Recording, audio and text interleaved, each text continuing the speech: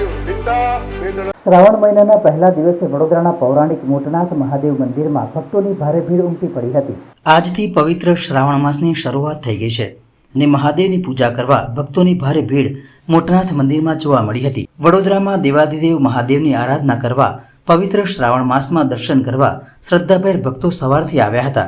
સાથે દૂધ, પાણી, બિલીપત્ર દ્વારા મહાદેવને અભિષેક કરવામાં આવ્યો હતો। વડોદરાની રક્ષા કરતા નવનાથ મહાદેવ છે, જેમાં સૌથી મોટા નાથ એવા મોટનાથ મહાદેવ છે। વડોદરાના પ્રવેશ દ્વાર હરણી રોડ પર ઐતિહાસિક અને સુપ્રસિદ્ધ મોટનાથ મહાદેવનું મંદિર આવેલું છે। કહેવાય છે કે ત્રેતાયુગમાં ભગવાન શ્રી રામચંદ્રજી વનવાસ પૂરો કરી પરત અયોધ્યા જઈ રહ્યા હતા ત્યારે મોટનાથ મહાદેવની સ્થાપના કરી હતી। લાખો શ્રદ્ધાળુઓની આસ્થાના પ્રતીક એવા શ્રી મોટનાથ મહાદેવ મંદિરમાં પવિત્ર શ્રાવણ માસમાં મોટી સંખ્યામાં શ્રદ્ધાળુઓ દર્શન કરવા આવ્યા હતા।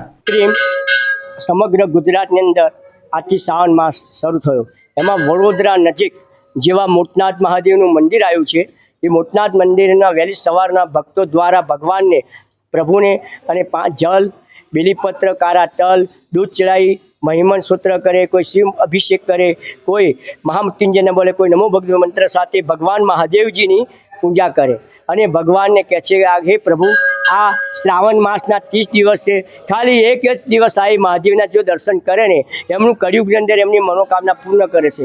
અહીંયા મહાદેવ આજે શ્રાવણ માસ એટલે ભગવાન શિવના 30 દિવસની અંદર ભગવાન શિવની પૂજા કરો, તેમાંથી કોઈ ના થાય અને ખાલી ભગવી ધજાના દર્શન કરે અને ધજા કરવાથી પણ એક આપની આ મનોકામના પૂર્ણ કરે છે। આ મંદિર સાવલીવાળા સ્વામીજી મહારાજ, જગતગુરુ શંકરાચાર્ય મહારાજ, સંતો, મહાપુરુષો અહીં આવીને પૂજાપાઠ અભિષેક કરી ગયા છે।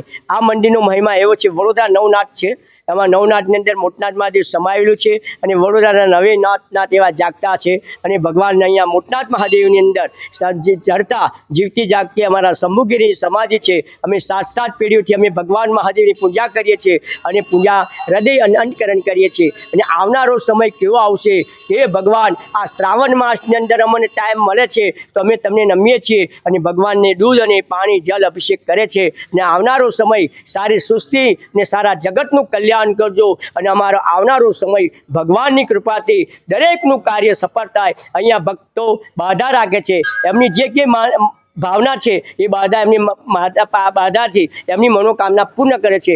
આ મંદિરમાં રાજસ્થાન સવાઈ માધોપુર જિલ્લાના આવેલા ઇન્દોર સિટી નજીકના ગામના બ્રાહ્મણો આવે છે, રહે છે। અહીંયા આગળ ઉઠી સવારમાં નહીં ધોઈ ચિંતામણી માટીની અલગ અલગ બનાવવાની 7 દિવસની અને મહિમન સ્તોત્ર રુદ્રાભિષેક કરી અને ભગવાન ભોળાનાથની પૂજા કરે અને સાંજે સંધ્યાકાળ પછી પધરાઈ જશે। જય મોટનાથ।